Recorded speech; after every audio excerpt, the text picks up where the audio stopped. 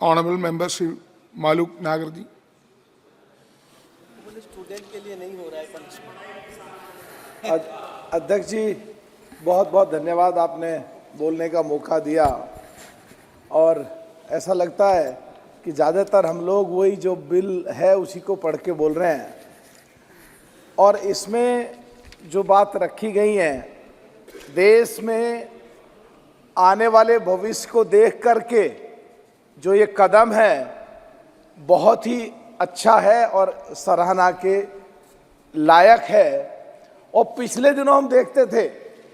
देश के कई प्रदेशों में वहाँ पेपर लीक हो गए, वहाँ नकल हो गई, वहाँ तिजोरी तोड़ करके रात को निकाल लिया, FIR हो गई, 3 दिन में अरेस्ट कर लिया। और खास करके राजस्थान में जो पिछली सरकार गई है, वहाँ की सरकार के उप मुख्यमंत्री सचिन पायलट ने कई बार बयान दिए कि राजस्थान में ये एक पूरा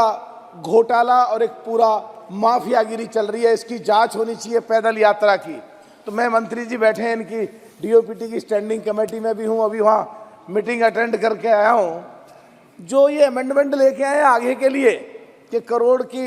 आर्थिक रूप से सजा और 3 साल से 10 साल तक की सजा, ये तो बहुत ही अच्छी बात है। लेकिन जो पिछले 10-15 सालों में जो सुर्खियां, जो अखबारों में खबर आई हैं, वो जो घोटाले हुए हैं, उनमें जो गैर जिम्मेदार और बेकाबिल अधिकारी नौकरी के सहारे अब पहुंचे हैं आगे, उसके लिए सरकार क्या कर रही है, मैं मंत्री जी का ध्यान इस तरफ लाना चाहता हूं। और मैं चाहता हूं कि समय समय पे जो इस तरह के सस्पिशियस ऐसे लोग हैं जिनको लगता है नकल देख करके करके आए हैं, उनके आचरण को देख करके और एक हर प्रदेश में कमेटी बने जो बीच बीच में अटेंडम चेकिंग करे, और जो इस तरह के लोग हैं उन पे भी लगाम लगाई जा सके, जिससे आगे आने वाले समय में जो अमेंडमेंट लेके आए हैं उसके साथ साथ वो भी खौफ हो और वो भी डर हो, जिससे ऐसी कोई घटना ना कर पाए। एक बात मैं और कहना चाहता हूं कि जो एग्जाम के दिनों में जो ये लेकर के आए हैं,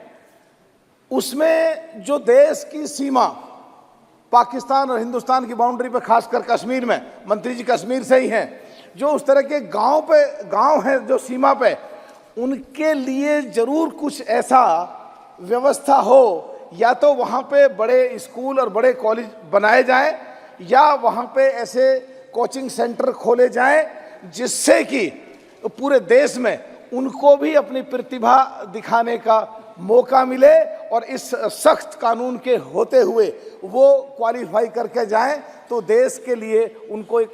सहयोग मिलेगा। मैं DOPT लॉ जस्टिस में हूं और अक्सर हमारा कन्वर्सेशन होता रहता है, और कोई मीटिंग ऐसी नहीं होती जहां मैं अपनी राय वहाँ नहीं रखता। तो मैं मंत्री से कहना चाह रहा हूं कि जो लॉ से रिलेटेड, जुडिशियरी से रिलेटेड जो एग्ज़ाम होते हैं वो भी इसी पाइप से निकलेंगे, वो भी इसी रास्ते से जाएंगे। लेकिन जो उनको बनने के बाद पूरे देश में जो बराबर में हरियाणा प्रदेश है जुडिशरी से संबंधित, हरियाणा प्रदेश है, मध्य प्रदेश है, UP है, और ये दिल्ली जो है जहाँ बैठे हैं हम लुटियन जान में, जहाँ रायसीना में, यहाँ दिल्ली में पता नहीं केजरीवाल साहब की सरकार, आप पार्टी की सरकार, ये पता नहीं सेंट्रल गवर्नमेंट की सरकार, कहीं ना कहीं कुछ ना कुछ खामी है। जहाँ बाकी सब जगह जुडिशरी में रिजर्वेशन है पिछड़ों के लिए और दलितों के लिए, और यहाँ पे दिल्ली में नहीं है, तो आज क्योंकि लॉ एंड जस्टिस कमेटी या DOPT से संबंधित है, तो मैं ये भी मांग करना चाहता हूँ कि दिल्ली में भी और देश के जिन प्रदेशों में जुडिशियरी में रिजर्वेशन नहीं है पिछड़ों और दलितों के लिए, उनमें भी रिजर्वेशन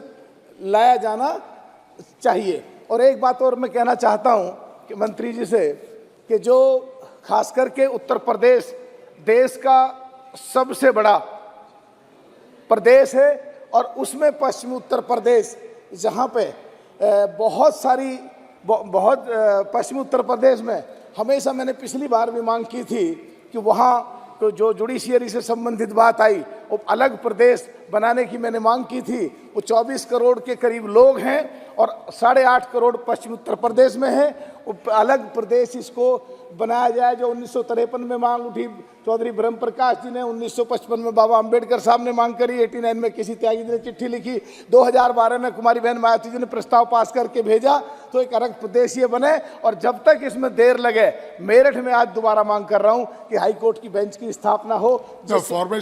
मैं वापस टॉपिक पे आ रहा हूं। बिल पे है, अब बिल पे है, आपके लोग भी सब पढ़ के कुछ का कुछ बोलते हैं, मैं जानता हूं साहब, मैं माफी चाहता हूं, मैं बोल रहा हूं, वापस आ रहा हूं, मैं टॉपिक पे वापस आ रहा हूं, मैं टॉपिक पे वापस आ रहा हूं, टॉपिक पे वापस आ रहा हूं। मैं इस बिल का सराहना करते हैं, हम इस बिल को समर्थन देते हैं। बहुत बहुत धन्यवाद साहब। Thank you. Honourable member Shrimati Supriya Sule ji.